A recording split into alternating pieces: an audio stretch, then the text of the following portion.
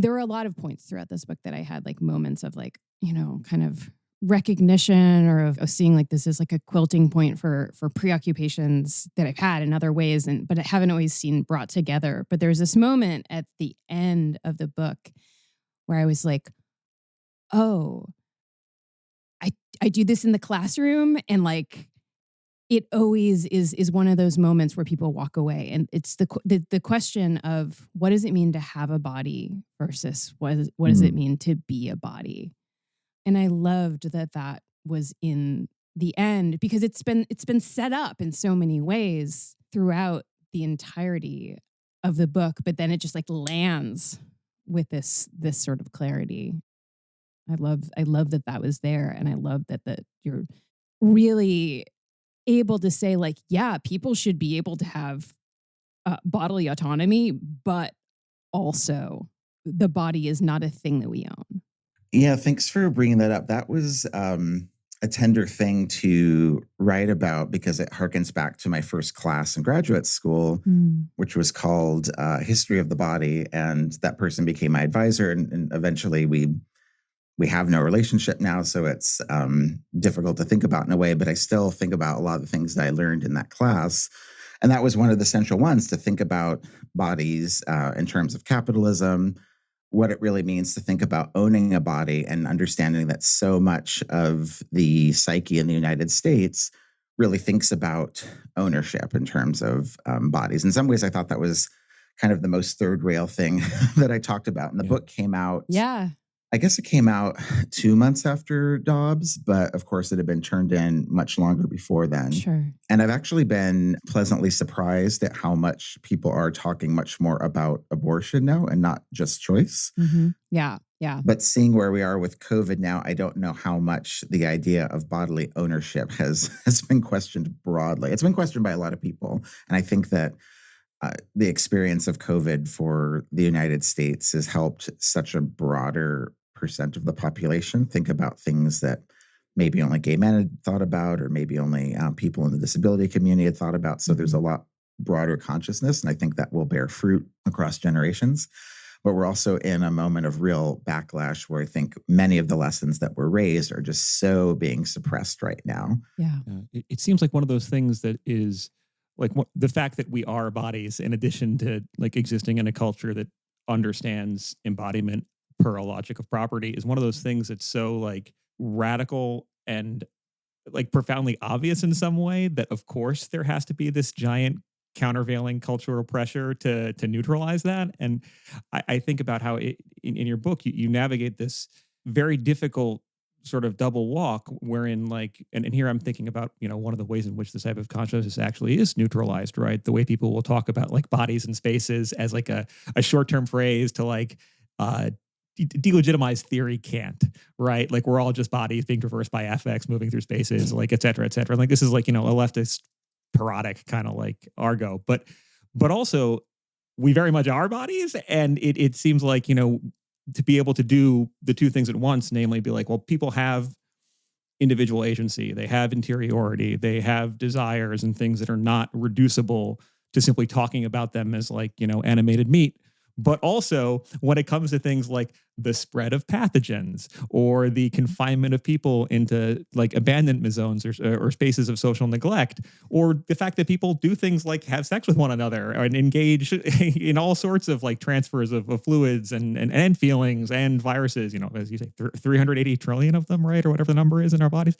To be able to do both those things at once while also pointing to like the foreclosures of choice and the vulnerabilities of the body seems like that requires going against so much normalized sort of like commonsensical, or at least like, commonsensical, not like the Gramsci sense. Like this is we're taught to think of things reflexively. And when someone asks us to think about things against those terms, we either dismiss it as just verbiage or sort of marginalize it in some other way. And I think you pull it off in the book, which is remarkable. Thank you. I was thinking as you were just talking about Alice Wong, who I think is one of the great philosophers of our time.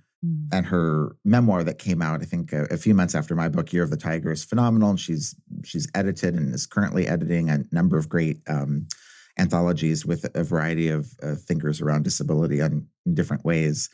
And I don't think I use this phrase in the book, but it's something she uses a lot, is to talk about mind body, to think about, why do we say I have a mind or I have a body, and to really think about mind body as one thing, that we are our bodies, we are our minds, these are inseparable from one another. And yet they're so often talked about as very different. And hearing you talk right now, I think one of the things I was trying to work through in the book is how our sense of separation from one another is somewhat a fiction, but also so is the separation that we make between our mind and our bodies. And why do we pull apart those constituent parts and try to see them as parts and not think about them in terms of the whole? Because so much discourse around disability and ableism is rooted in thinking about what if I had a, quote unquote, perfect body and my imperfect body is holding me back. And Alice and others I've seen, have written about, particularly when people like Stephen Hawking will die, there will be a discourse around, he was, finally freed from the confines of his wheelchair. And you're both wearing glasses. And as we're talking on Zoom, and generally, we don't say people are like confined by their glasses. Glasses are something that help them to see, or contacts are something that help them to see. And yet that discourse very much is around wheelchairs and issues of mobility. Yeah. And I think that thinking back to this first class I took in graduate school is part of Fordist capitalism, right? The way that Fordism separated the functions of our bodies into very, very specific tasks that only one person could know, and other people on the assembly line couldn't know. The ways that, a farmer would know how to grow their own food, or a cobbler would know how to make their own shoes. And yet somebody working on the Nike assembly line will only know how to make a shoelace and will not have access to the equipment to actually make their own shoes. And I think that Fordist capitalism in our bodies really made us see the different parts of ourselves as separable from each other. Yeah. And that, I think, is a not great mindset to come into something like an infectious disease pandemic. Yeah. And not even just separable, but like separate, right? Right. Yeah.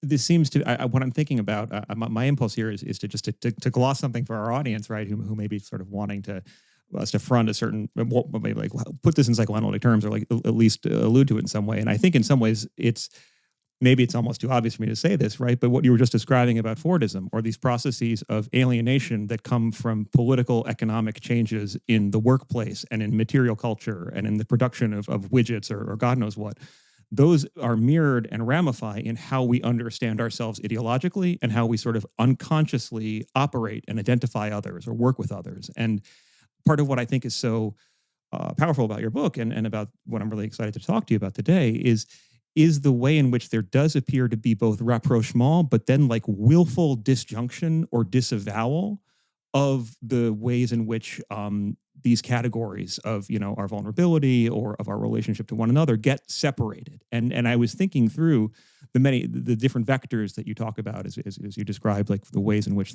what you call the viral underclass is marginalized, whether it be like blaming or others or the myths of immunity, et cetera, which we'll get into all of them. I found myself thinking about them as kind of like social defense mechanisms, right? As ways in which a certain reality is not only justified, but also perpetuated and presented as being the only way that things can be. And so it's not just material, it's psychic at the same time. And that just seems to be like a fundamental problem of capitalism, and that's brought to a particular type of head in this epidemic, right? And in the making of an epidemic, I guess, endemic. And also, just to fully put this on the table, what I hear here too are shades of packaging what might be like the ultimate defense mechanism, or the ultimate thing that leads us to certain types of denial, and which capitalism in particular militates against, namely the fact that we're going to die, right? That ability is a temporary condition. And that wonderful line that you have in your conversation with Alice Wong, right? So many people are just in denial about the realities that we're all going to die, that it can happen to any of us. This seems to be a very basic problem, which COVID sort of serves up to us, and which we can either think about or continue to not think about. But either way, that's going to take work.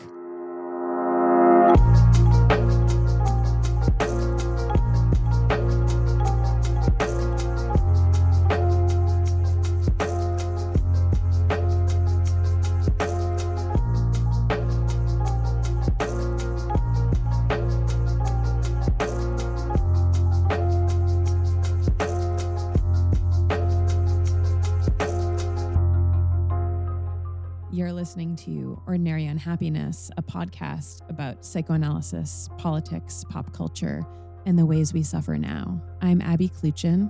I'm Patrick Blanchfield. And today I'm really delighted to welcome our guest, Steven Thrasher, who holds the Daniel Renberg Chair at Northwestern University's Medill School of Journalism, the first journalism professorship in the world to focus on LGBTQ research. He's also a faculty member at Northwestern's Institute of Sexual and Gender Minority Health and Wellbeing. His critically acclaimed debut book, The Viral Underclass, won the Pause Award for Best in Literature, was named one of the best books of the year by Kirkus Reviews, and was a longlist finalist for both the Andrew Carnegie Medal in Nonfiction and the PEN America John Kenneth Galbraith Award for Excellence in Nonfiction Literature. It is a fucking phenomenal book, and we are so excited to get into it. Oh, I should also say, Steven is a certified phlebotomist, which we might also get into. Yeah. He lives in Chicago. Steven, welcome to Ordinary Unhappiness. Thank you so much for being here. It's a real honor to be here with both of you. Thank you so much for having me. I just want to second anyone listening just to go buy this book, but also if you know physical books are not necessarily how people roll, the audiobook, which you yourself recorded, sounds great and just is a wonderful listen. So for people who want to take advantage of that, please, I want to plug this. You have a marvelous voice, which is another added benefit to having you on now. Oh, thank you. That was I worked in radio many years ago, and I'm glad that I read the book. It was, and everyone who told me who's done it, it was a lot of work, and it was a real mind-body experience. I'm sure. As I'm sure you're learning as you do this podcast, when you speak for long periods of time, you learn that there are more muscles in your face than you were consciously aware of.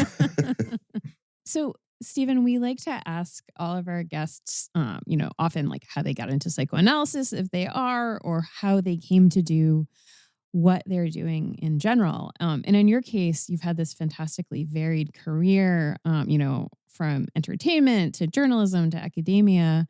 And from Patrick's and my perspective, this is all combined to make you this really unique voice who can communicate complex ideas with just unparalleled clarity, which certainly shows up in the Viral Underclass.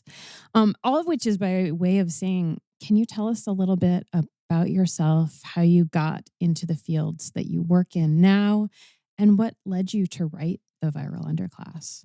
Certainly. And I'll try to be as concise as I can, because I have had a lot of different kinds of jobs, as many writers have had. And preparing for the podcast, I've been thinking about moments that it's overlapped with psychoanalysis. So I've always wanted to be a writer, and I grew up in Southern California, and my family told me I said I wanted to live in New York City from the time I could talk. I don't know if that was a latent desire for homosexuality that I couldn't yet articulate, but I always wanted to live in New York.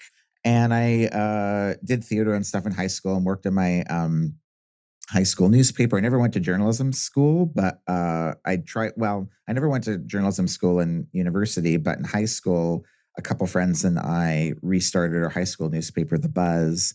And the teacher who oversaw it went out on sick leave after our first issue. And then the other two students and I taught the class. We were 16. There was a substitute there, but they did nothing. And so these other two 16-year-olds and I ran the Buzz. And amazing. And I loved writing. And I found out at some point that there was such a thing as film school and that people wrote movies. And so I decided I wanted to study screenwriting and playwriting in college, and ended up going to NYU the first time in the 1990s. And I studied film and writing. And during that time, I took a class called Modern Drama with a really great professor named Martin Epstein. And so that's where I first really encountered Freud. We were reading Ibsen and Chekhov, Strindberg, 20th century, mid-20th century playwrights. And we talked about Freud's influence and sometimes direct correspondence with some of these people and the influence that they had on one another. Also, in my film education, when I really started studying Hitchcock and film theory, a lot of that was drawing on psychoanalysis. Hitchcock himself and his collaborators were sometimes very directly involved with psychoanalytic conversations and, in Vertigo and Psycho and things like that. And while I was in film school, I interned at Saturday Night Live for a couple of years. That was my first job. When I got out, I was a very unglorious script assistant and writer's assistant and researcher on the weekend update desk. At a time, this makes me feel so old, when there was only one internet connection in the office. And so it was a lot of physical cutting and pasting. But particularly for all the writers I assisted, but particularly on weekend update, journalism was always very close to it because we were putting together clip reels. And the years that I was there was during the Clinton impeachment. So it was a lot of the Monica Lewinsky stories and putting together clip reels for Daryl Hammond, who was playing Clinton at the time. And I worked in film production in the beginning of my career, worked for the filmmaker Todd Solondz on The End of Happiness and on his movie Storytelling. And then I worked on a film called The Laramie Project about the killing of Matthew Shepard. And that was a film based on a play that had been a long series of oral histories that had been done with the people of Laramie to try to understand the context in which the killing of Matthew Shepard happened. And that was really very formative, I think, to the kind of work that I still do, in seeing and working for these writers who were taking a long time and talking to a lot of people. I eventually, and I had all kinds of odd jobs too. I've been a janitor, I've been a window washer, I worked as a secretary for a few years in a design firm. But eventually I ended up working for the NPR StoryCorps project. And that's where I felt like I stepped up a little bit more in terms of doing this kind of long form work myself, where StoryCorps, two people come in and ideally two people come in together and they interview each other, but often one person comes in and one of the facilitators interviews them. And so I spent actually about a year interviewing about 500 people around the country, and all those interviews are an hour long. And to this day, if I even just need a one sentence fact from somebody for a story, I have a hard time not talking to them for an hour, which is a very inefficient, economically inefficient way to, conduct business as a journalist, but is often the way that you hear the line that the thing is that you want to actually write about, or you find the next story.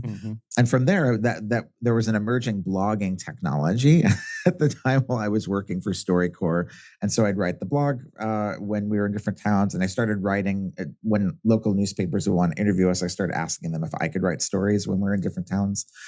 So that's kind of how I got into freelance writing. Eventually ended up being a feature writer for the Village Voice, probably the most fun job that I've ever had. And in that, I think getting to write these 3, 4, 5,000 word features, we were blogging news stories at the same time too, but every month or so I was writing these longer features. And I got to draw on these experiences that I'd had in film school, in doing radio work and film work. And that really, I think, affected the way that I write scenes and the way that I wrote stories and developed a way to interview people. And I really enjoyed doing that a great deal. And of course, it didn't last forever because of the economics of journalism. The week after I got my biggest award, I got laid off along with a bunch of other people. And I'd been thinking about for a while the possibility of going to graduate school. Once I learned that there were funded PhD programs that people could do. The only PhD in my family had been my sister, who's now deceased. Her name was Sharon, and she had done psychology. She was a psychologist, and she'd done her degree in the 80s and 90s, and nothing like the conditions that I did it. She was not funded. She worked as a psychiatric technician in Boston from midnight to 8 a.m. 5 nights a week, and then would go to class in the mornings and sleep in the afternoons. And so she just had a very, very different experience.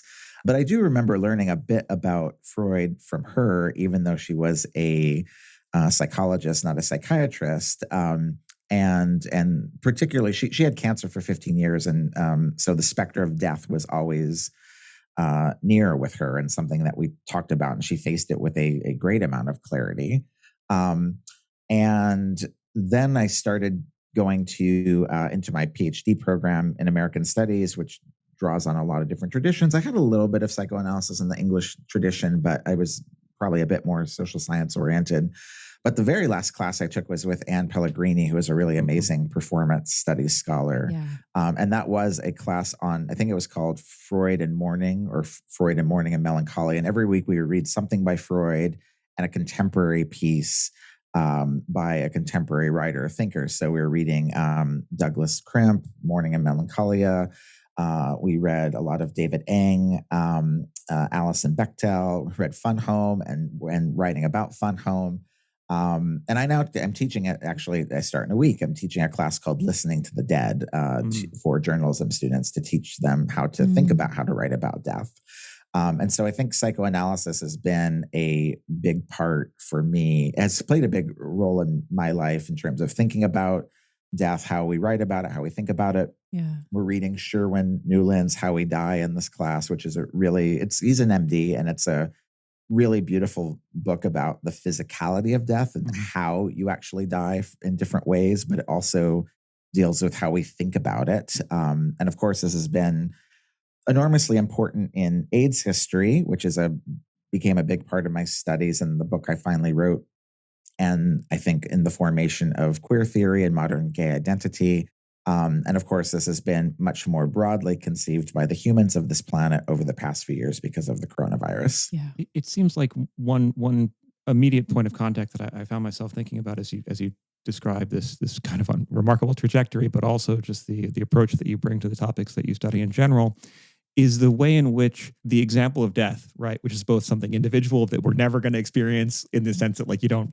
It's the end of experience, right? And we always have to encounter it in the third person, and then we encounter it in the first person, and nobody comes back to talk about it, right? It has this paradoxical character, but it's also this social phenomena, and particularly in the mode of epidemics, whether they be widespread or confined to certain communities, it's an ongoing event that keeps happening, and in either way, the individual in their thought, but also the socius as a collectivity that's more than just individuals has to metabolize or work through the ongoing fact of death, but also specific deaths. Yeah. And this work of mourning or of forgetting or of turning to fantasies of, I don't know, like being the billionaire who lives forever or whatever, all represent different ways of either failing to do that or deferring that or sort of distortedly doing that. And something about that functional process of either encountering death or perpetuating death or forgetting about death or doing some combination thereof seems so very, well, it's one of those things that, much like death itself, is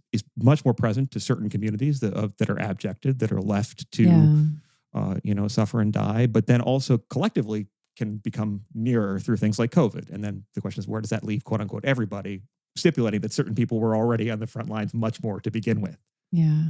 I want to get in. I want to not defer endlessly, as we often have a problem doing on this podcast, because we go on, like we get really interested in whatever we're talking about. It's a good problem to have. So I want to get into the book, but I also want to say, just kind of thinking about your narrative, your trajectory, and Patrick's thoughts on it.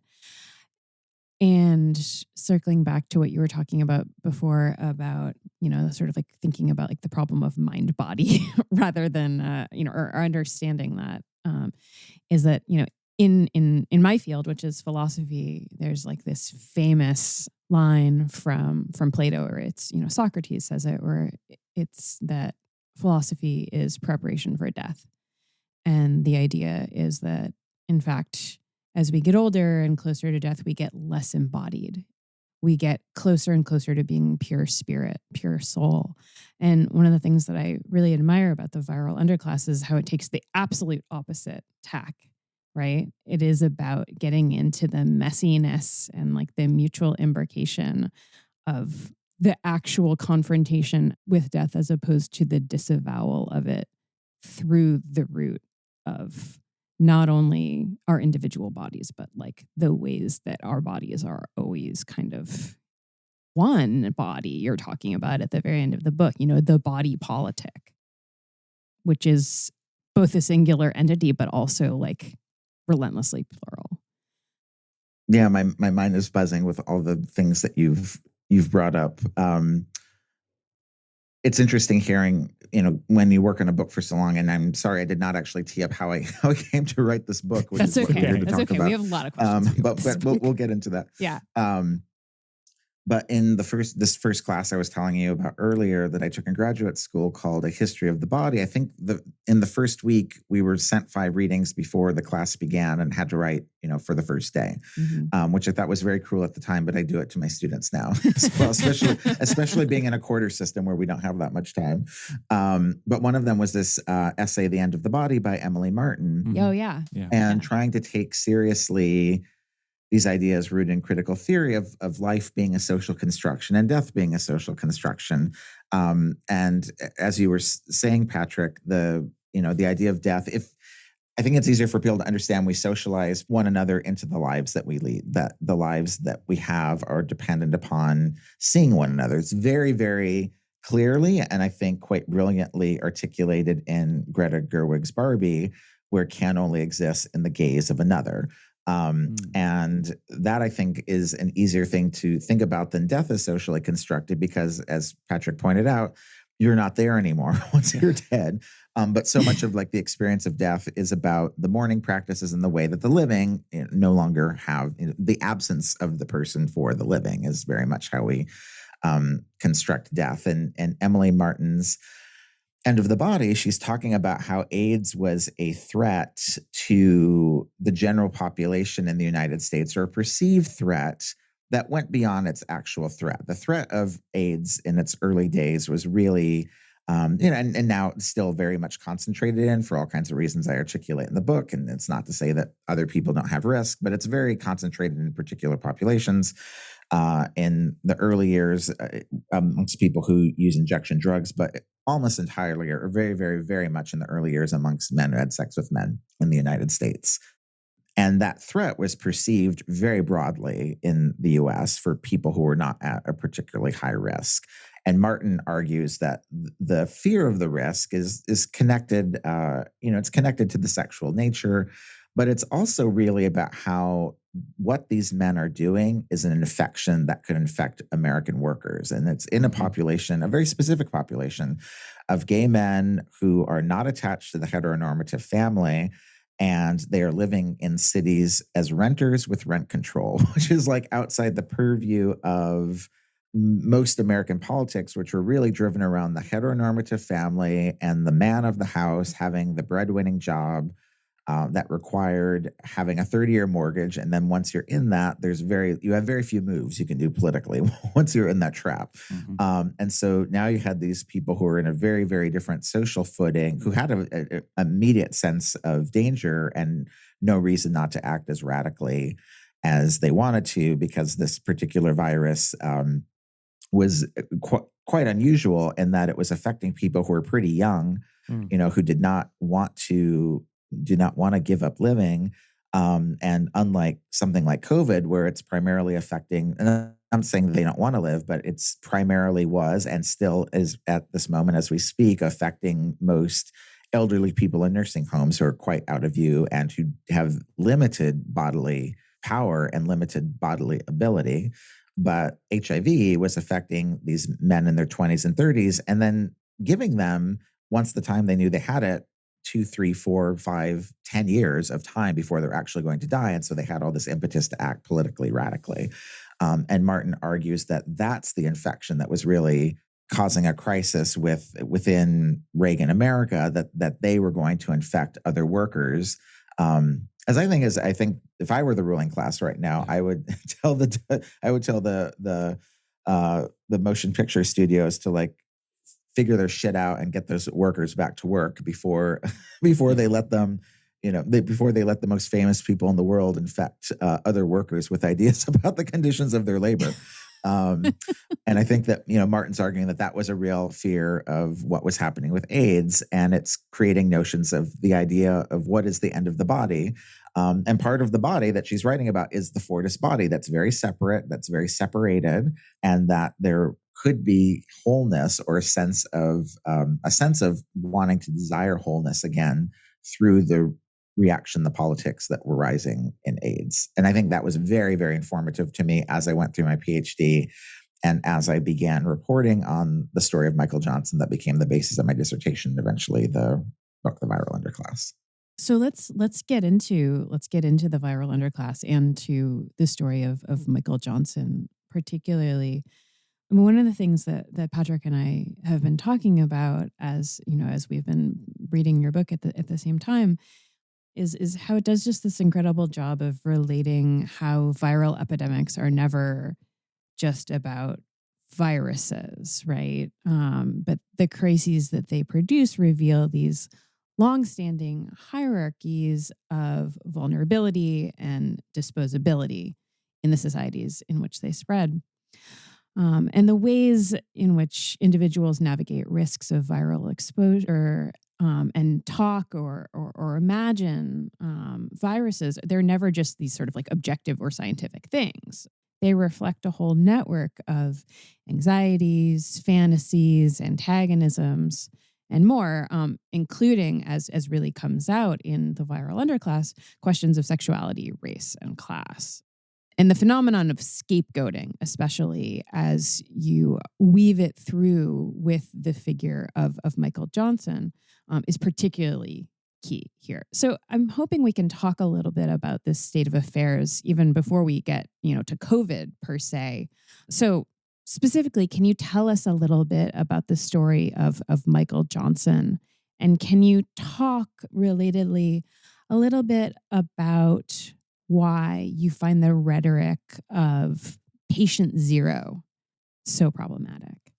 So Michael Johnson was a young man. He's now about 30 or 31, but he was a young man that I was made aware of by an editor of mine named Mark Schoofs. And this was right before I was trying to transition out of journalism and go into academia. Of course, I had been laid off and had a hard time finding work. And then once I decided to go into academia, of course, then there were lots of work opportunities again in journalism.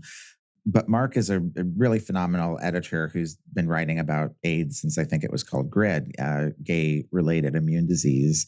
And he saw this kind of story that I'm always teaching my students about, where there was a real moral panic. There were headlines around the world that this young man whose screen name was Tiger Mandingo was purposely transmitting HIV to people, or sometimes I would say is purposely giving people AIDS, which is incorrect in multiple levels. And like too many stories in journalism, this was just a repost of a prosecutor's press release that had been run locally and then was run in multiple countries and multiple continents, as if this one young man was responsible for the 35 or 40 million people living with HIV around the world. And so Mark wanted me to do, which is really elementary journalism 101, to actually go and talk to the people. And I eventually got to talk to Michael in jail. I talked to people that he'd had sex with. And eventually I talked to people who were coerced into pressing charges by the prosecutor. Most of them did not actually want to do so, but they were coerced into it by the state. And he was accused of purposely transmitting HIV or recklessly transmitting HIV. And I learned from knowing him, he certainly did not purposefully do anything of the sort. And he's always maintained his innocence. And the laws are really bad in that they not only are punitive, you can go to prison for life in certain states in the United States for not just HIV transmission, which also biologically can't really be determined which way it went. But you can be, even just for exposing somebody to HIV. And in its worst, most insidious forms, you can be prosecuted in ways that the transmission can't even happen. And some of these laws were written in the 1980s when an HIV diagnosis was considered a death sentence, but some of them have been updated or written very recently. There has been a good move of decriminalizing it. And in some places, Illinois, where I live, it's been decriminalized. Yeah. And also when I give people a pep talk about not giving up on red states, Texas also decriminalized it a couple years ago, and Missouri has rolled their laws back significantly. So red states are not to be written off politically in that way. But some of them were updated very recently, and the most insidious thing that happens is they got caught up in quote unquote Blue Lives Matter laws.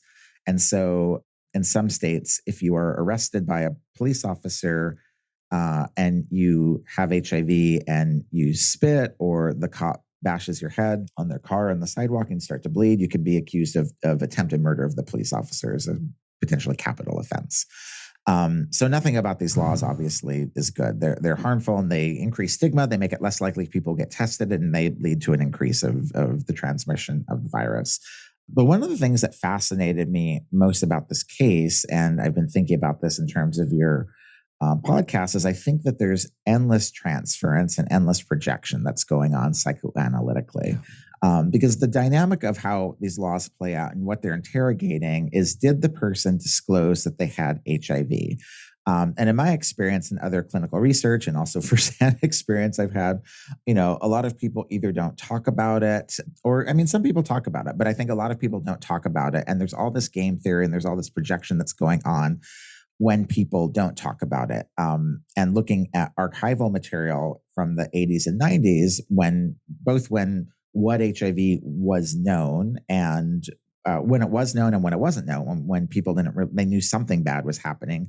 They knew that it was happening through sex between gay men primarily, but they didn't understand exactly what it was. There are some really interesting posters and artwork where two people will be talking to each other, and if they don't say anything, one will assume one is positive and the other will assume the other's positive. One is negative and the other will assume the other is negative, or one is positive, one is negative. But when people don't talk about it, of course, we're always projecting and transferring onto one another what we assume the other is. Yeah. And so public health laws and practices, media and culture really need to facilitate easy conversation. Mm-hmm. The same is true with COVID. And linguistically, in everyday language, I was very interested, even from the time I started working on this project that was, very much about sex and HIV, but I started thinking about how often our language will say, this person got me sick. He got me sick. I didn't want to get someone sick, but it's usually a blame thing. Like they'll say, oh, I went to work and, my coworker got me sick. Well, your coworker probably didn't have a choice about going to work. Like we only had this very brief window, and it was, for all the death and horrible things that were happening in this country, I found it like almost utopian and fascinating and wonderful and hopeful for what could have happened from all this pain we went through and this death we went through, that people who were sick could stay home from work and still get paid and not be evicted.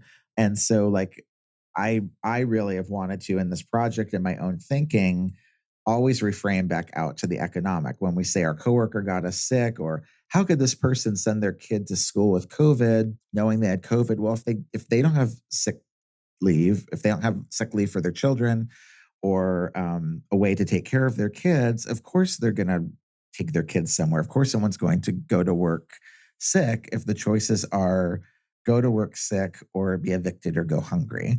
And we had these very brief moments that the Democrats largely brought around, Republicans too, but the Democrats have presided over the dismantling of all these frames that have helped people avoid when and how, we quote unquote get each other sick.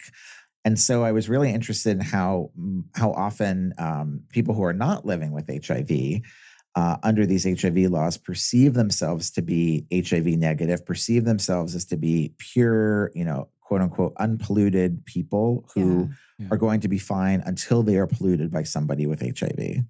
There seems to be, and I think that there's so much at stake in what you've described, this operation of like, well, I almost want to use the phrase, and I'm putting scare quotes on it, people can't see, right? Of like hygienic operations, right? Yeah. These like this idea of like a mental hygiene where it's like, I don't want to have to have a difficult conversation with a partner about, my status, right? I don't want to have to imagine the choices that a person who is HIV positive might have to weigh vis-a-vis what they disclose in the light of state laws that will criminalize them or that will submit them to some sort of surveillance tracking mechanism, even if they try to comply, et cetera, right? These are things that are distressing for us to think about. We would rather not think about it. They're noxious stimuli, to use a Freudian phrase, right? So we want to push them away. We'd rather not think about them. And that kind of hygienic operation of like, get away this thing that feels toxic, that has this contagious power, that's going to give me ideas that I don't want to feel, very naturally, it seems to me, in a way that I think obviously we should contest politically, to find expression in these political, rhetorical, ideological moves that institutionally, like silo people away. These kind of hygienic operations of putting people in prisons or of I don't even know, having cops do things like search people's pockets all the time, right? And making them develop a type of hysteria over whether or not they're going to get stuck with something, or fentanyl poisoning via the air, et cetera, right? It produces all these kind of morbid symptoms that really do boil down to a kind of mystification, both of the social, like economic material basis of these things, and the ways in which like choices of powerful people or sort of collective things that aren't even felt to be choices produce those scenarios.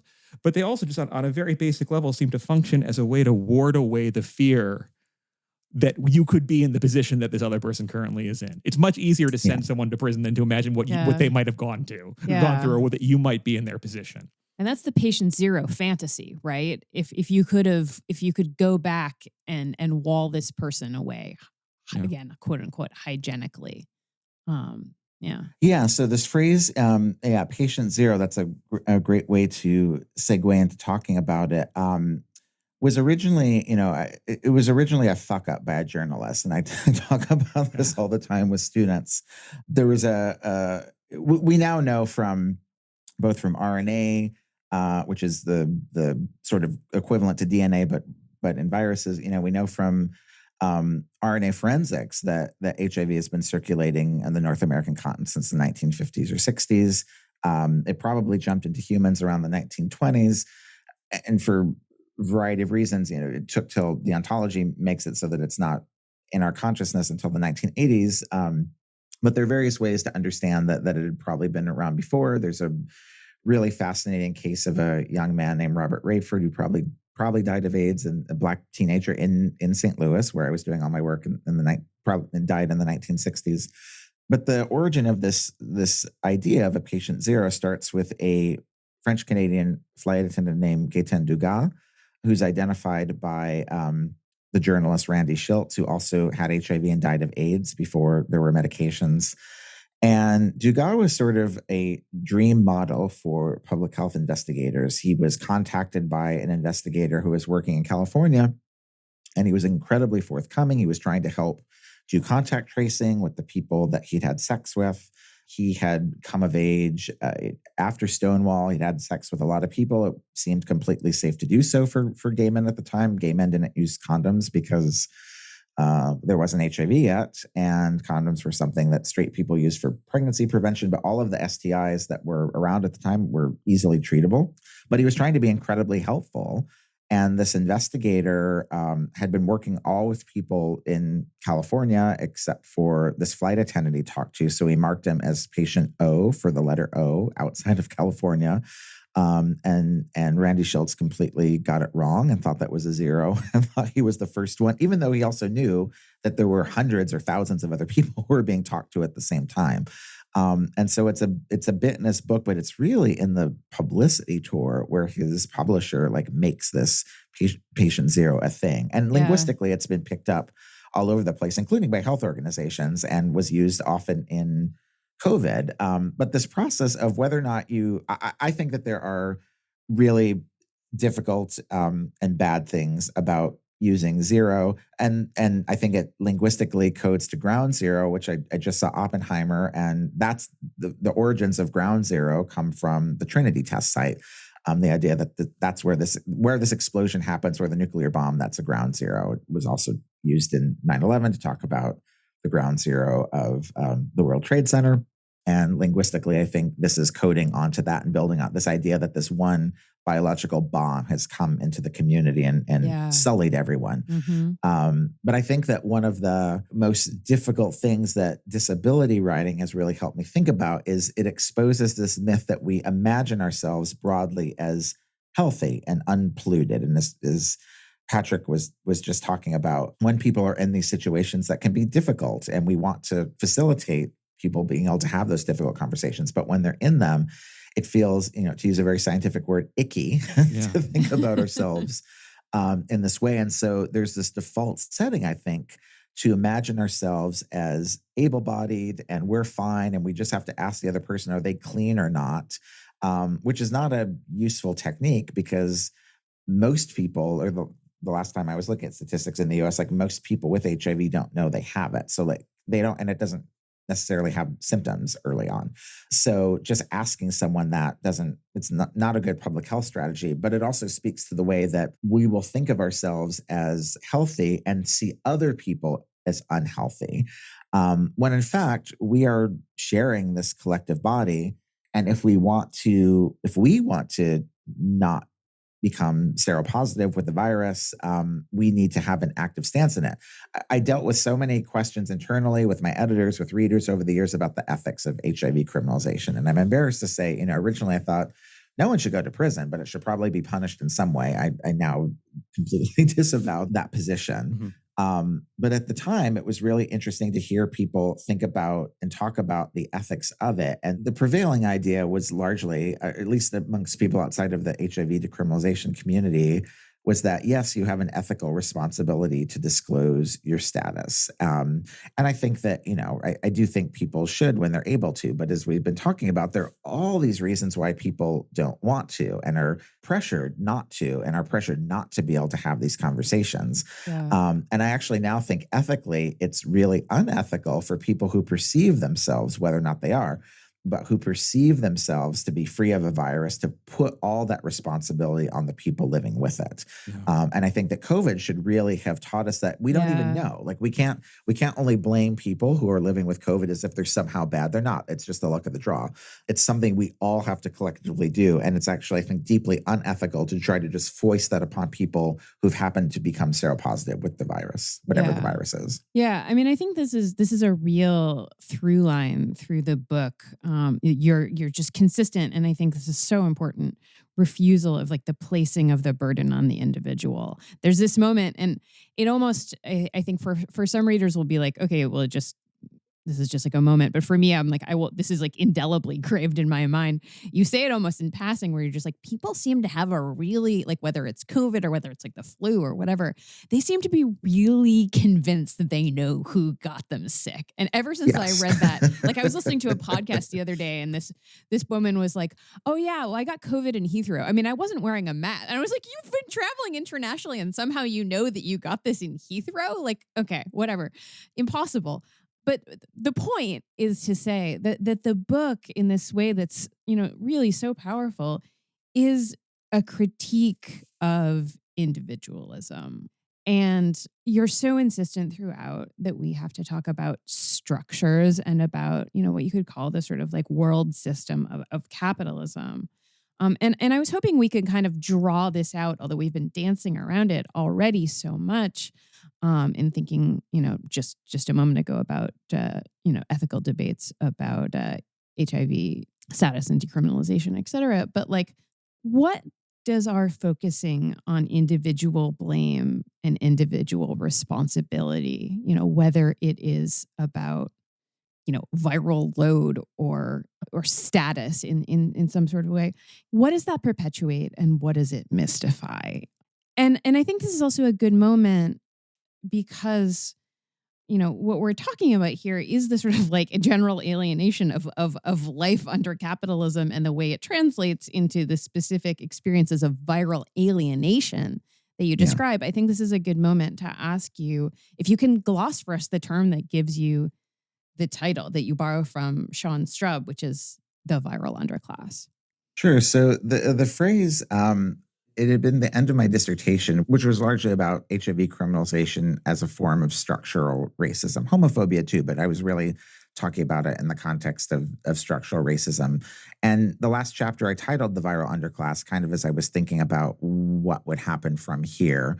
And I was trying to figure out what kind of book it was going to be. It wasn't gelling in some ways that I'd hoped. And I was trying to figure out what to do with it when COVID began. And I started seeing that the same physical neighborhoods I knew in St. Louis and New York were becoming high concentrations of COVID. And that made me think back to this phrase, which the activist Sean Strub originally used to talk about how people living with HIV were living under a separate set of laws in U.S. society and many societies. And in the United States, like largely we don't spell out the racism. I mean, it has happened. There are laws that are explicitly, about race. But for the most part, the way that this is why I think critical race theory is being so attacked. for the most part, the laws don't say it. They enact it, or they lay out the groundwork for them to be disproportionately creating structural racism. But they usually don't say it. But with HIV laws, they explicitly say it. If you have HIV, you are living under these different set of circumstances. And for very normative life experiences, if you deviate in any way, you can go to jail for prison. And Sean very effectively talks about this using babies, newborns that are born with HIV. They're just going to, for their entire life, be living under the separate set of laws. And he said that creates a viral underclass. I heard activists using it kind of a different way, where they were having a specific form of a debate that I have heard so many times in my 10, 12 years of covering the Black Lives Matter movement and other social movements as a journalist, in that they were talking about the difference between abolition and reform. And so there was a pretty large and sometimes successful move to reform HIV laws to say that, well, not everyone should be prosecuted by them. If you are on medication and your viral load is in such a way that you can't transmit to other people, then you shouldn't be subject to these laws. Or if you're using a condom, you shouldn't be subject to these laws. But these activists were saying that was actually going to create more and infinitely more intimate surveillance, because basically they're saying, like, okay, everyone has to not just, the state knows whether or not knows if you're HIV positive. If you have a positive result, it's going to be known to the state forever. But a lot of these reform efforts were saying, well, you also need to have your viral load recorded by the state, and then that will get you, preferential status. Of course, that's just one moment in time. Your viral load can change in a day. So it's also not that effective. But they were, I think, correctly suspicious of what documenting everyone's viral load would do. And also saying that will also leave the people behind who can't lower their viral load. And who can't lower their viral load? It's people who are not on medication. And who are people not on medication? They're incarcerated, recently incarcerated, homeless, and way disproportionately African American. And so they were calling that a viral underclass. And I kind of used it in sort of a third way to think about, what are all the social structures that are creating this viral underclass? Why are these people in a viral underclass? And so I eventually came up with 12 different vectors, starting with race, which is the biggest one that I had worked with and intersects with many of them, but also thinking about the role of incarceration, the role of disability and ableism, the role of capitalism, how this is creating this class of people, and how viruses can help us see the role of class, which largely is much more difficult to talk about in the United States than in other countries, and to learn from viruses in a way that they're showing us how class operates and who they're affecting because of class matters. And so that's kind of how I got to the frame and the way that I was working through these matters in the book. What I'm thinking about here, just to sort of get back to you, what you're saying in slightly different terminology, right, is that your description of this kind of aha moment that you have in the book, where you're like, oh, the same spaces that are, when you begin to see maps of where COVID is proliferating, like, oh, these are also the places, these geographies are very familiar to you from data on the demographics of police violence and of AIDS, right, and of food insecurity and of all these other things. And in other words, what we're seeing is in the causal sense, an overdetermination of factors that are coming together to really super add a kind of like vulnerability and marginalization and risk on a certain set of people. One of the things that was so fascinating and helped allow me to start seeing this was that these viruses, HIV and SARS, are very, very different viruses. Like, it would make a fair amount of sense to understand influenza, tuberculosis, and SARS, operating in the same spaces, because you can see very clearly, physically, biologically, in terms of ventilation, why they're moving. HIV is an extremely, extremely different virus. The way that it moves, and it's much more difficult to transmit. And yet, yes, these maps were emerging. And so that was one of the ways that I started seeing, yes, like the nature of the virus itself has a physicality that, we would all be very blessed if there were just standards around ventilation in this country and in this world that would, help deal with climate change and all the respiratory viruses. But we're seeing all these structural things that are making it happen to a certain class of people, including moving, there was, as we're recording, just in the past couple of days, a new booster has been has been approved, but it's the first one that's really going to be approved under with the vaccines and the boosters coming not through the federal government directly, but through the private insurance market. And so we're very much primed to see the same things happening with COVID, racial disparities and class disparities, as you see with influenza disparities. Who has insurance, who doesn't, who's homeless, who's not. And that's actually not a matter of ventilation. This is very much a matter of structure of who's going to get an annual booster. The people who also see their doctor once a year and who get a flu shot are also probably going to get a COVID booster. Great. But the people who never see a doctor are not. And so they're the ones who are going to be more likely to get all of these things, including people who have HIV, who are more likely to have that HIV progress onto AIDS. I've known so many MDs who've done residencies or worked in ERs, particularly in the South, in Louisiana and the Mississippi River Delta. And they've lost patients to AIDS. And it's because the people come in and they're dead in 2 weeks. And they haven't seen a doctor in 10 or 15 years. Had they seen a doctor every year, the doctor would see that they had HIV. And if they, this is a big if they had a decent social worker, they would get them into medication, but that's still predicated on them not being in jail, not being homeless, and seeing a doctor every year. And we're seeing these patterns really be primed for what's going to be happening with COVID long term. That seems to be, I'm thinking about this, and it's intense to almost feel the momentum of, I guess, like the social inertia, just sort of doubling down on this stuff. And it's a really dysphoric feeling to witness it happen in real time. And but also too, I think about it in terms of just like this way in which, like, again, like people are existing at this space where they are suffering the brunt of a whole different series of social processes of immiseration, neglect, etc. And then the natural consequence of that, what we could even call a symptom, is that they will then develop something like, they'll be at high risk, they'll show up with COVID, right, or etc. And the way sort of the collective, or at least the hegemonic power structure, metabolizes that or processes this is to take what is in fact symptomatic suffering and then to transmute it through a process of moral blames making that makes them actually the cause of the problem. Yeah. And not coincidentally then to double down on procedures in terms of policy, in terms of institution responses, et cetera, that actually make that problem worse and hyper intensify it and shore up the existing power structure in this way. So it's this brutally sort of self-fulfilling machine for serving people up for risk, blaming them for the consequences of that, doubling down on the factors that caused that while mystifying the entire state of affairs in general. Correct. Yeah. I agree. Yeah. I mean, the other thing, I'm just thinking about this in terms of like the patient zero thing. And it's interesting how like this is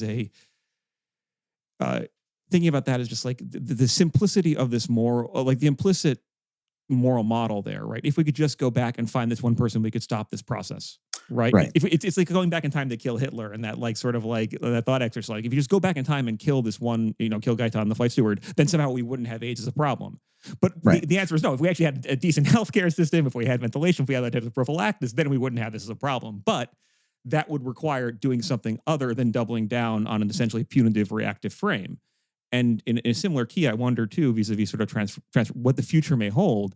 I sometimes wonder and think back to that period of time in which we did briefly get checks, right? And it was so striking how, and at the time I felt like it was inevitable, but I think we may have talked about this on Twitter at the time too, that it was inevitable that wasn't going to last. And that in some ways, like, sure, not for reasons of actual financial exigency, right? People could go, they could read ProPublica, like literally 2 days ago talking about how we dropped $100 billion on a new destroyer that literally will not get farther than 50 miles out of port before stopping and breaking in the water, right? So like the issue is not a financial exigency, but rather it was like, you got the sense that we couldn't afford to let people have anything approaching even like the hint of a universal basic income, because it might give them ideas about that. It might give them some breathing space and might slow down this process of doubling down.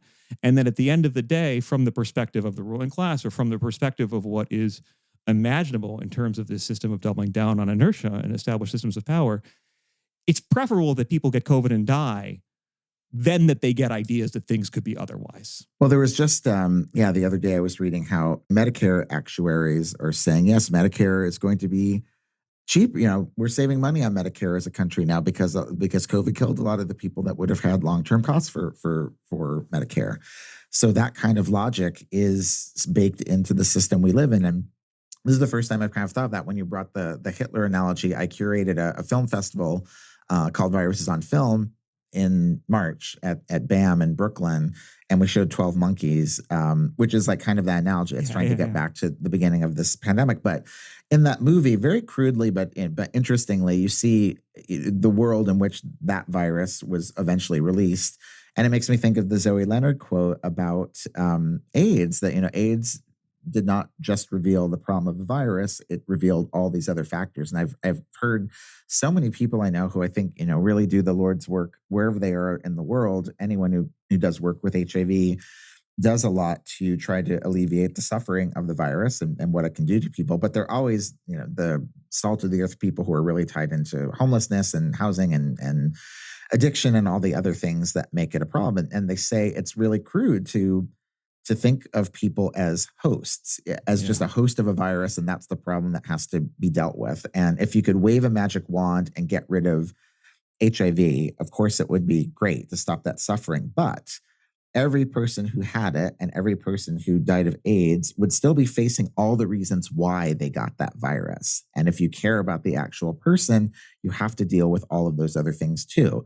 And I've heard the most twisted and shallow logic when I've been in conversations sometimes around homelessness. Homelessness to me is maybe homelessness and incarceration. I think if you want to isolate individual nuts and bolts reasons, I think are two of the reasons why we have the most infectious disease on so many fronts in the United States. Those are just incredibly potent drivers.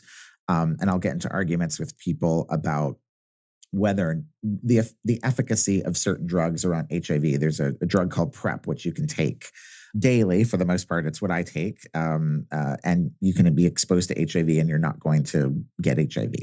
There's various forms that are trying to make it long-term, where you get a shot every month, 2 months. There's trials for ones that will last 6 to 12 months.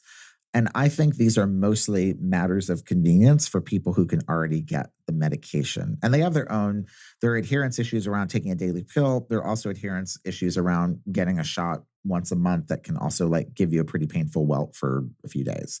But people who are homeless are not going to get the shot or the pills. And that is one of the drivers. But I'll get into arguments if people say, no, we could find these homeless people every 6 months and give them the shot. And it's why is somebody who doesn't have a roof over their head even going to care in a way about this thing that is going to be a problem in months or years when they don't have a way to deal with their health that day? And no, and often you probably can't find the person, but also how much are they going to see this as something they should do for the public good if the public is not even has shut them out of society? I think the Ruth Wilson Gilmore idea of organized abandonment is really, really apt in understanding who is affected by these viruses. And regardless of how difficult their lives are, people understand when they're being seen as whole people or as a problem that is trying to be dealt with. And a lot of public health, I think these ideas of, yes, we can find a person who's experiencing homelessness and give them a shot. And it's no, we need to give them a fucking house. That's the first thing that they need. Then you can deal with sort of other issues, but you cannot let people be tortured by being without a home and expect them to accept being dealt with by forcible hygiene cleansing in a way that's meant to deal with the public good when their public good is not being addressed. Stated in those terms, it's just so stark how the model of intervention or even just the way of conceptualizing the problem is constructed from the perspective of a particular person. Yeah. Right. I'm just almost imagining the San Francisco executive being well, first, there's the general. Let's stipulate that for people who are operating under the neoliberalism, therefore the grace of God, go we, anxiety, and they're doing all these hygienic things. There's a certain conceptual gradient. It's an ick factor you got to work against to imagine the choices that a person who is unhoused has to face, right? Or to imagine how they might relate to getting a jab or taking a regular pill. But also though it's so perverse. And you use the phrase like temporarily embarrassed millionaires. You cite that in the book.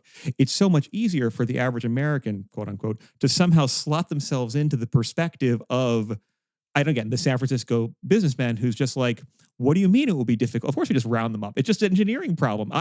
These homeless people, they're always underfoot anyways. We could just collect them. We could hygienically put them in a camp, maybe house them somewhere. I don't know, but temporarily to do this, we'd stick them and then they move on.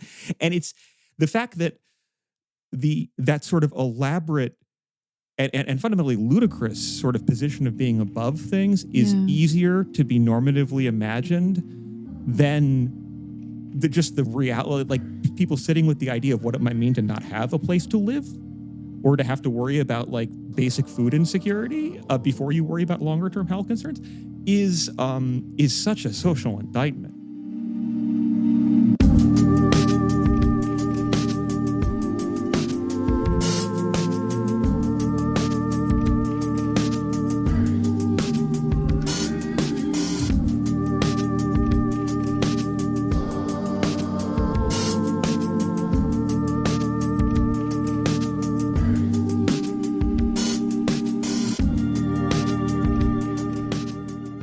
I wanted to make sure, and this is from the chapter where you talk about animality, and you talk about it in a lot of ways in some very abstract senses, but you also talk about it in terms of like who's working in slaughterhouses, and also in how do viruses jump from animals to humans, and how is climate change making those jumps, something that is, more and more inevitable. But there's a passage it's really short.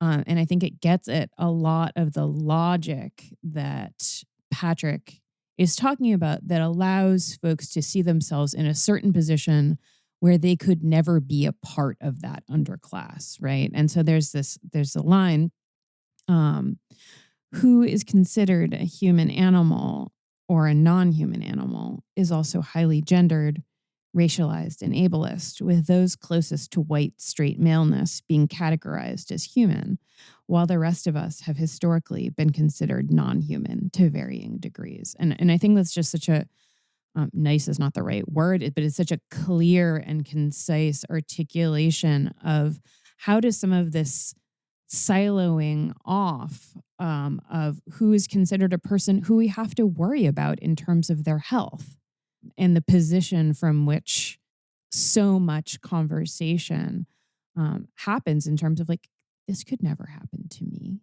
And I think you call this, white immunity. And I think that's just incredibly clarifying. But I just wanted to make sure that our listeners had a chance to like hear that articulation of some of this logic. And because it's not stated generally. No, thank you. I mean, the myth of white immunity, that was a chapter rework that my editor, Cecily Van Buren Friedman, very brilliantly forced me to abandon something else I was working on and kind of go deeper on that. And under these conversations from the first story that became this book, the trial of Michael Johnson, most of his sex partners they're all male. Most of them were white. I was really fascinated by how either things were not discussed or these young men were saying that they asked him if he was clean and he said he was clean, quote unquote. I'm using air quotes. Right. And it was so fascinating to me to think about the social construction of viruses. At some point I was reading, I think Cindy Patton's book, and trying to think about how would I explain to a relative who knows nothing about critical theory, that like a virus is socially constructed, or body parts are socially constructed. And I realized like, oh, it's this case. Like these people thought, oh, I just asked them this, and that created a barrier of prophylaxis where there wasn't one. And this happens all the time. It's called I think it's called the known unknown heuristic, that we imagine people we're close to are not going to, I'm using the problematic language, going to infect us. Right. Because we know them. And I really see this often in gay male relationships where PrEP is, the drug has changed things a bit. But prior to PrEP, you would often see like couples would not use condoms with each other, but they'd say they were using them with people who are not their primary partner. And they would imagine that like their relationship is somehow protecting them. And so that was one of the reasons why I haven't looked at the numbers on this in a couple of years, but I remember there was some alarm at a time at understanding, oh, a growing area of HIV transmission is married gay male couples. Like single people are actually more vigilant about taking mitigation measures, but we imagine that marriage is going to protect us, that's a social construction of how we understand it. Something very similar has happened across STI transmission with elderly people. Elderly people in nursing homes are a growing edge of STI transmission because they think I'm 70, like age somehow is going to protect you. And no, like, there are biological realities to bacteria and viruses, but we imagine these things into being. And so that's a bit of how I thought about white immunity. There are structural immunities to whiteness. Like all immunity, it has its limits. And I think that it's imagined beyond what's actually happening. We see this with the opioid crisis. We see this, I think, in various ways with the opioid crisis and with fentanyl, not with the imagined fentanyl.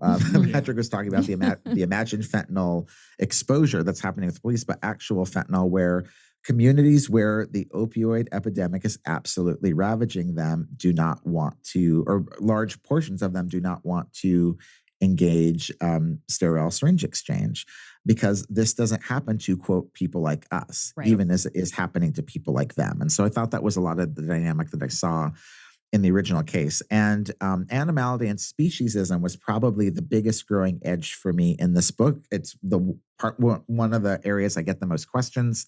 I hope that what I wrote about it helps people seek out other work. I think Mel Chen's work is really amazing on it. My grad school comrades, Sonara Taylor, Sunny Taylor, her book Beasts of Burden is really amazing. And one of the things I'm trying to be very careful with, because it is difficult, is this idea of who's been made, animal or non-animal. And I think that disability scholars, particularly Sunny, are really sophisticated at understanding there is a history to the way people like Sarah Bartram, that enslaved Africans have been made, and people with disabilities have been made to seem as non-human, and we can't be glib about that.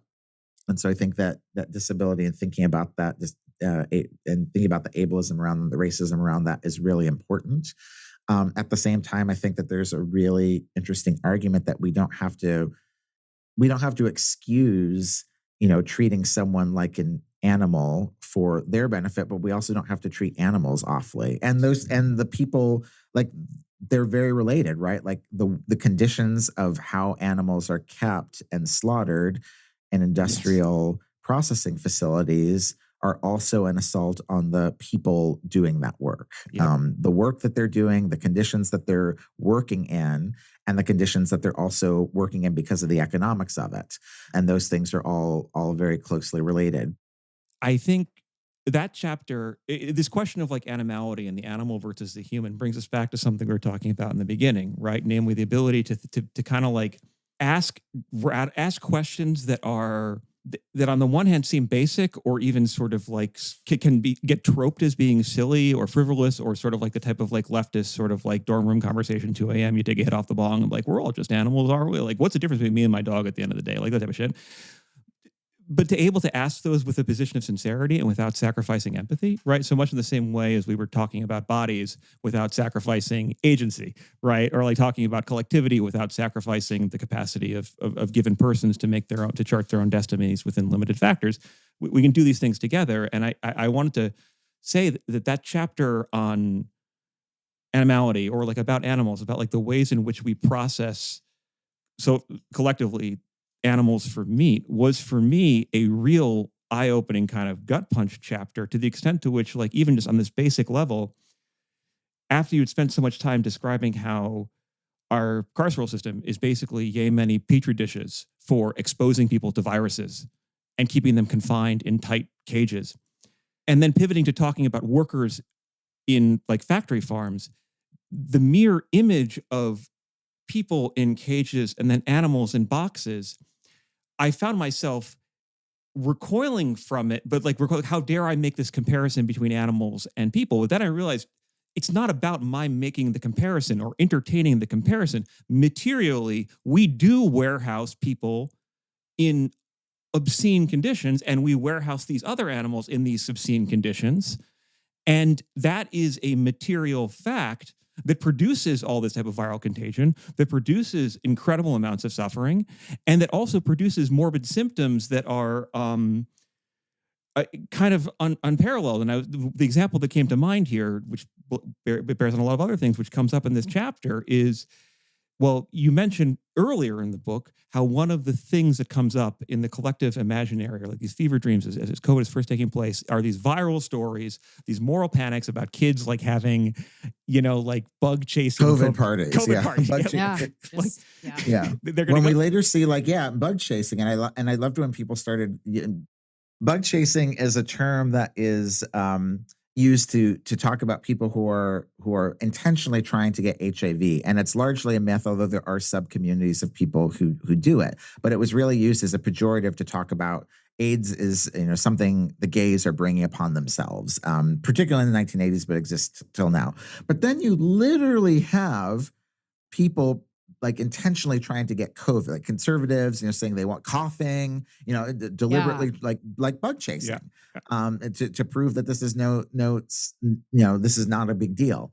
And it was really fascinating to see this pejorative used against the sub community, like being openly embraced by the most conservative, white Christian heterosexuals. It was wild too, because the added sort of spandrel to the story as you related it on like ABC, whatever, local, wherever it was that kids are not only having bug chasing parties, but are COVID chasing neck parties. I don't know what I feel like that the Ice-T meme from Law and Order, which has had plenty of like bug chasing episodes, being like the kids call it a COVID party. It's a new hot thing. Like they throw all their fidget spinners in a big bowl, and then like just what happens.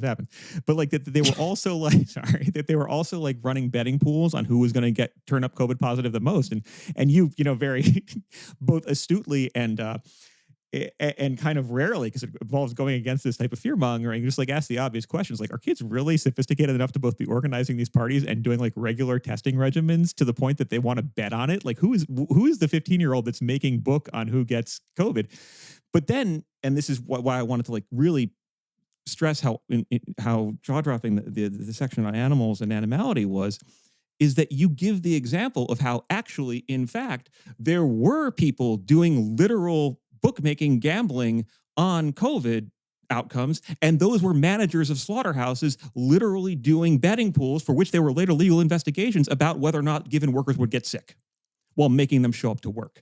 And there's something there, I think, in nutshell, about these logics of blame making, of like disavowal and fever dream type stuff, right? Where it's like that bears on this heuristic too of the known and the unknown, right? Where it maps onto many other things too, right? These anxieties about the kids, they're coming to get us. Well, of course they must be.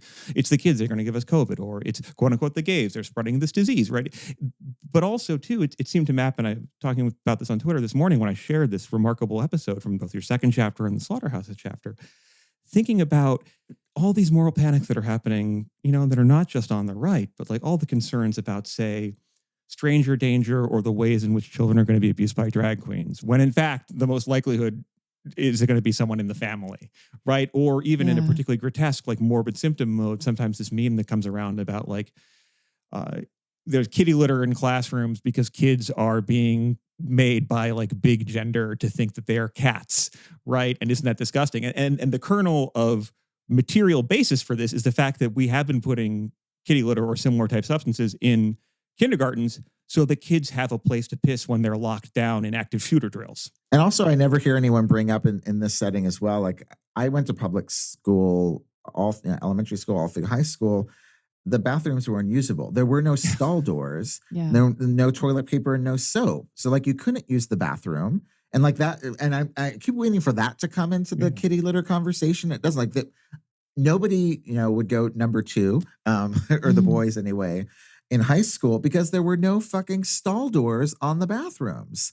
And like that economic reality, or that reality of what's actually happening, never comes into this conversation around kitty litter and whatnot. And yet it is an equally perverse actual reality around bathroom usage in schools. Yeah. I mean, I think I just want to kind of sum up one of the things that Patrick is saying with the phrase, something like we often think about fantasy as something that is valenced positively. But what you're talking about is fearful fantasies, right? And what are the fearful fantasies that do some work of masking actually much more fearsome realities? And I think it's a choice to fantasy, like a choice to fantasy that in the face of something horrifying, to choose fantasy that actually makes the horrifying thing worse is both understandable, yet also like tragic and reprehensible at the same time. And I think we've been talking about this, the myth of white immunity, right? And I actually think, we've stipulated, as you cite the work of Elizabeth Berkeley Field, the sociologist, that, like even adjusting for the kind of like turn in which COVID was becoming more of a vicious killer in white elderly communities after a certain point, their life expectancies were still better than that of, the vast majority of Black and brown people living in other class spaces. But like, there is something about the way in which like the myth of immunity or the myth of prophylaxis becomes, in this kind of morbid symptom mode, a kind of like terminal autoimmunity, or like strangling yourself with your own prophylaxis, right? And I think Jonathan Metzl, who has a wonderful foreword to your book, right, also kind of describes these situations in which people are so scared, white people specifically, are so scared about the idea of stereotypically Black home invaders coming in from Ferguson or wherever, and he uses these examples from Missouri, that they will buy guns and, actuarially speaking, be much more likely to kill themselves with those guns. Right. Yeah. But it's the choice of fantasy that has a material ramification. And that even if we kind of step back, we're like, people are literally preferring to be killed by their own fantasies, and to kill the fantasies, even to kill people that they love with their own fantasies, or run that risk.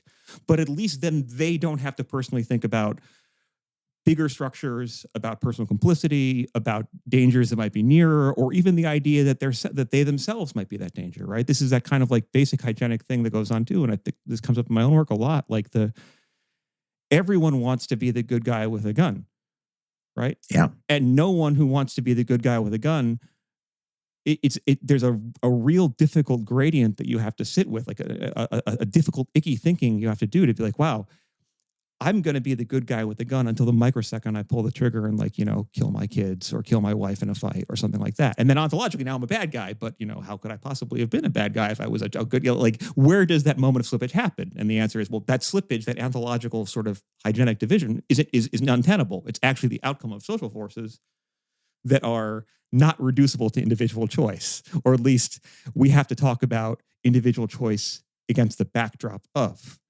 But yeah, it really does feel like I want to pivot back to Abby for the questions that we're going to be asking next, but like it really does feel like this moment of, I don't know, actually, Steven, what I really wanted to ask you in some ways was just like how you're staying sane amid all this, or like how anyone, this may not make the podcast, but I remember like when I got COVID first, right? I got COVID real bad in like February, March of 2020, right? I remember just being like, this kind of depressive clarity, being like nothing is actually going to change in terms of a lot of, I remember thinking, like, asking the question, like, would people behave differently if it were to emerge that children were also vulnerable to this? This was during the period of time in which, the belief was that children had no, vulnerability, and that there wasn't such thing as long COVID, et cetera. And my impulse in March 2020 was to be like, no, we probably wouldn't change it. People would take individual steps to protect, their children and ensure their precious future and the survival of whatever, but that also the force of social inertia, we would just absorb that at a certain point. And I wonder, from your perspective, as you over these past years, and as you've also sort of sketched out what you've sensed to be kind of like coming down the pike, so to speak, in terms of like the integration of vaccine just into this broader system of certain people. It's going to be endemic in certain populations. It's going to be that feeling of like fatal inertia, or of a refusal to change, or of embracing a fantasy no matter how many people it kills, but then at least we supposedly get to embrace the fantasy. Like how are you? What I'm basically asking you to do is to talk about how you processed the past 4 years and are managing sanity in a space of like malignant normality. I don't know how well I'm managing sanity. I mean, I keep thinking I probably need to go into analysis, which is one kind of therapy I haven't really tried yet.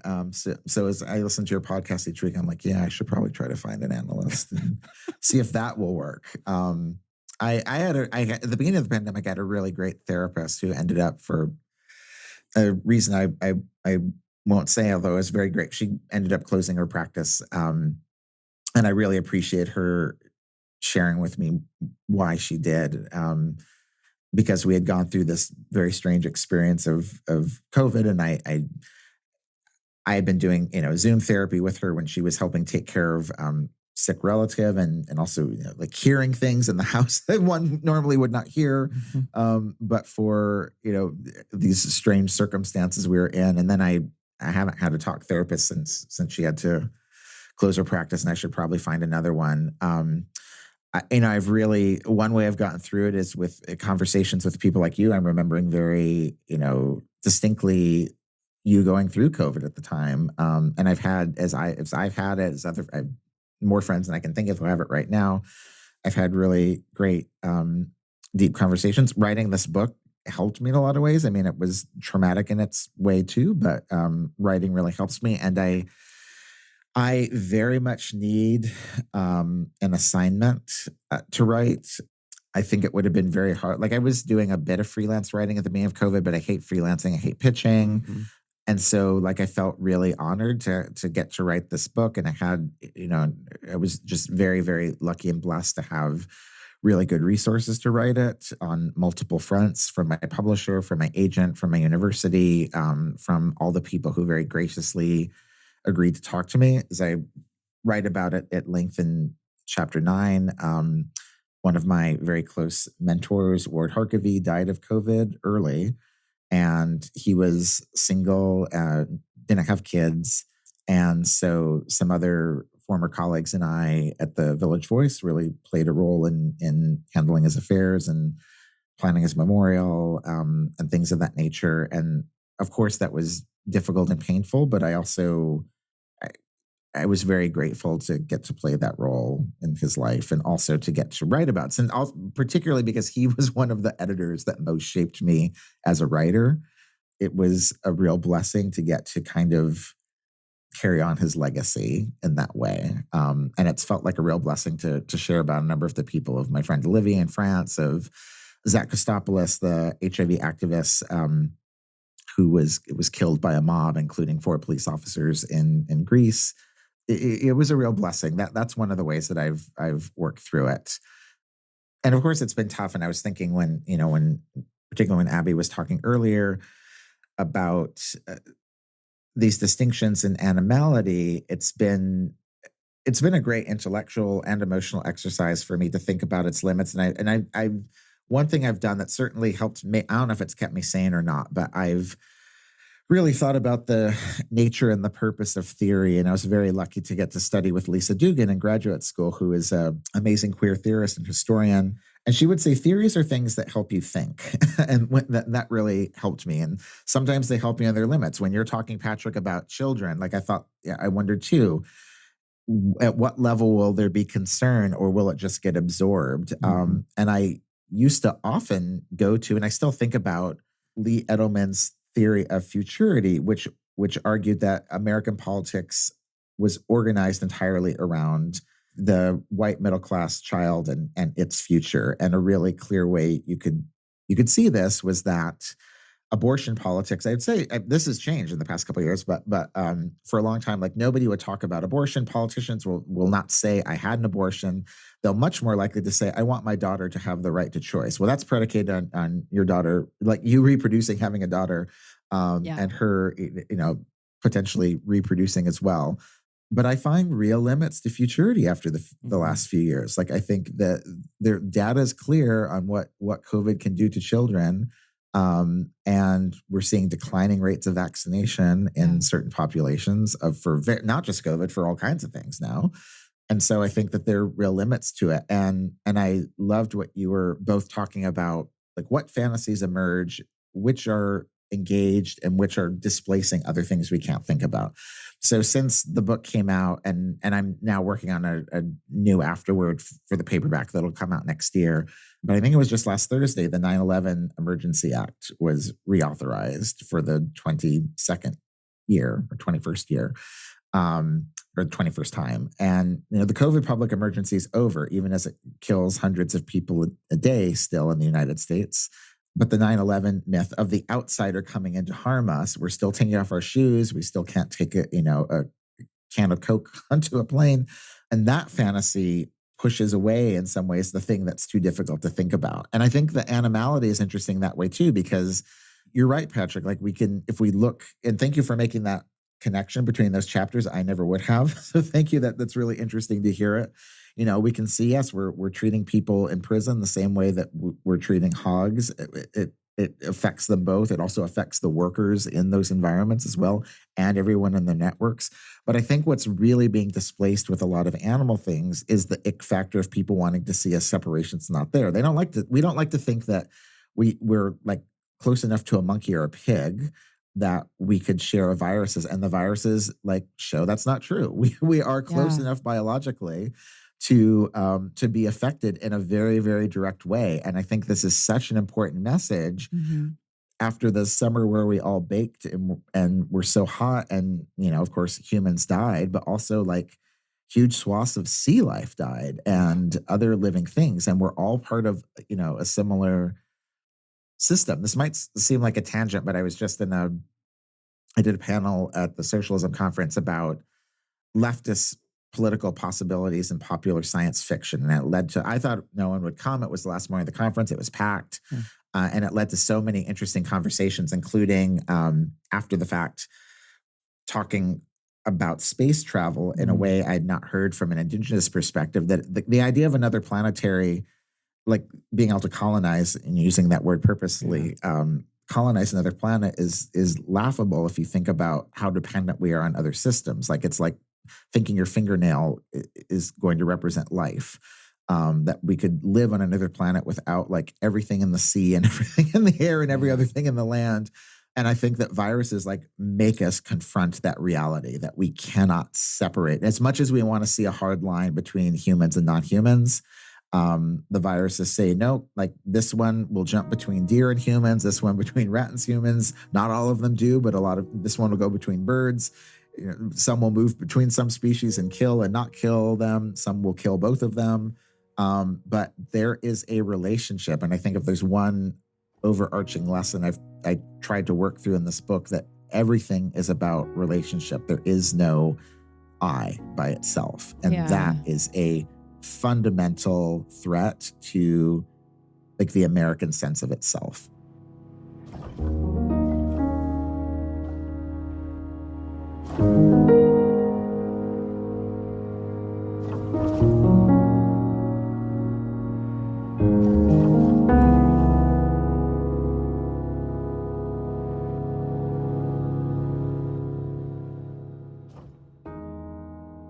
Where you land in the book, which, is a brutal and devastating journey. It is. And yet you end with this really powerful vision of interdependence, right? And of human beings, there is in our cultural imaginary, it doesn't have to be this way, right?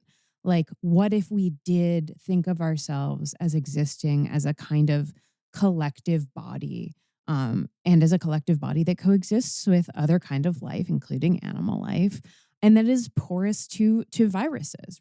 I'd like if we could wind up by talking about some of the movements and figures that are working against the grain of capitalism to uplift the viral underclass, right? To give prophylactic tools to everyone, and otherwise break us out of this cycle of neglect and mass death and the sort of like hierarchies of disposability that we've been talking about. So can we ask you to talk a little bit about some of the activists that have inspired you, both in the book and outside of it? Because it does seem to me like, these figures that show up throughout the book, they are so integral to you thinking about this vision of interdependence.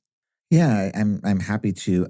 One of in the book, one of the activists that most inspired me was Zach Kostopoulos, who I read about, I think in chapter 5, and I had gotten a fellowship to work on my dissertation in Greece at NYU Center there, where I thought I would hopefully just get to eat feta cheese and write and not sort of think about a lot of the problems in the United States. But the week or 10 days after I arrived, this person was killed by a mob, and 4 police officers were involved.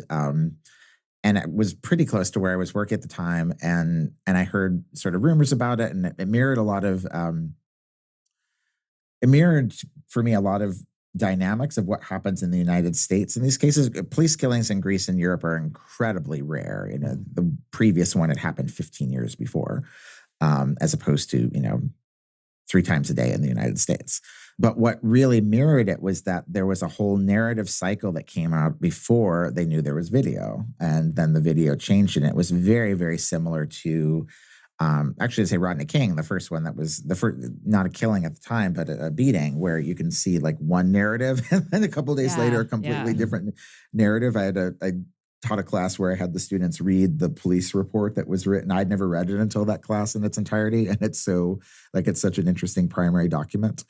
And the person who was killed was, not just queer, but he was kind of the most prominent HIV activist in the country.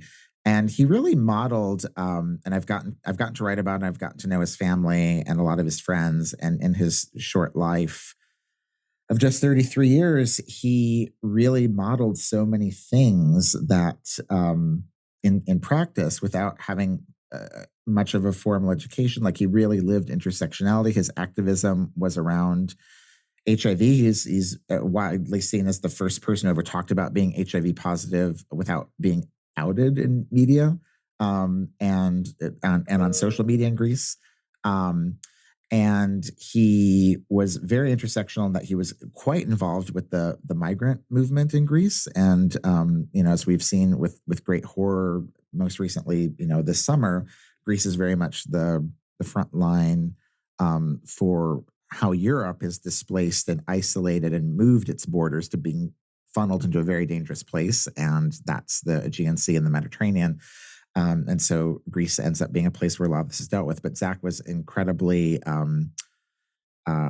active in working for sex workers and working for LGBT rights and HIV, but also understanding how related all of these things are to the migrant, I won't say the migrant crisis, the crisis that migrants are being subjected to.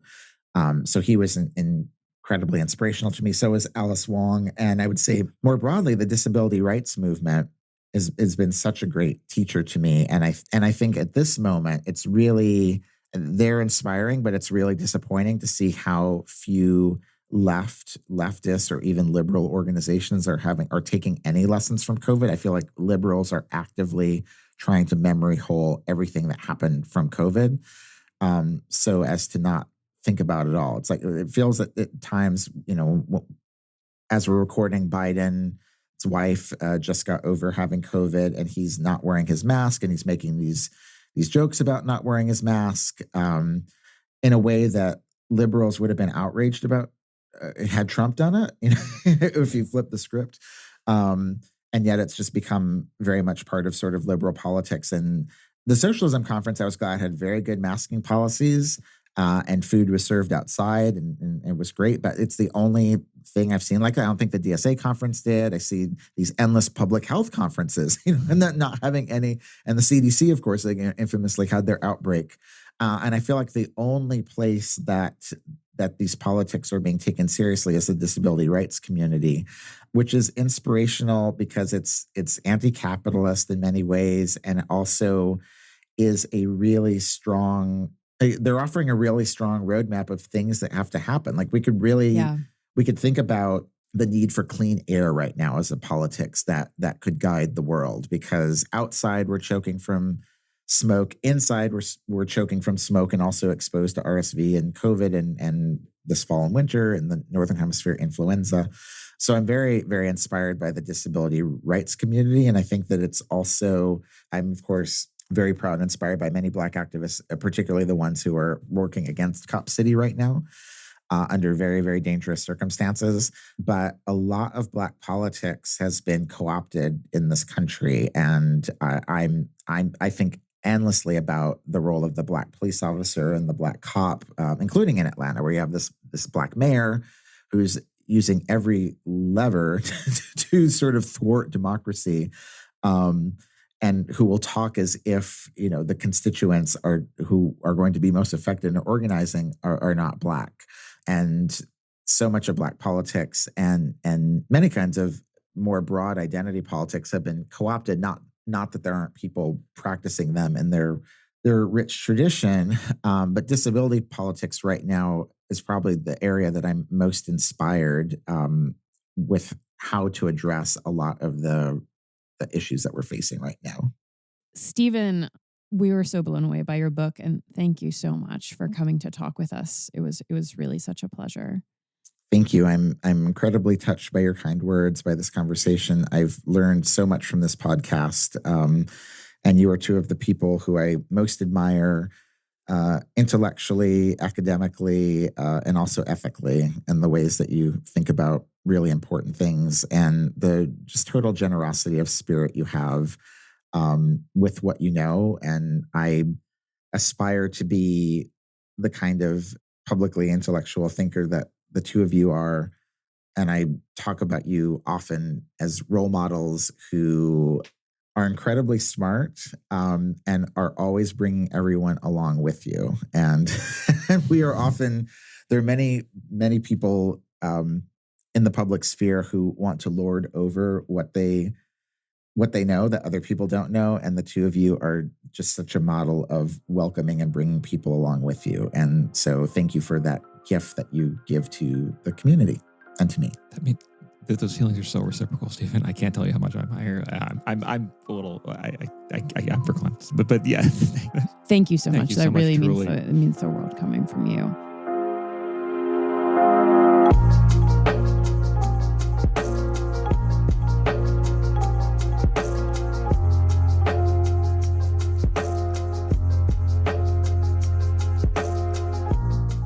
This has been an episode of Ordinary Unhappiness, a podcast about psychoanalysis, politics, pop culture, and the ways we suffer now. I'm Abby Kluchin, and today I was joined by Patrick Blanchfield and Steven Thrasher. This podcast is produced by Dan Yowell. Theme music by Formal Chicken.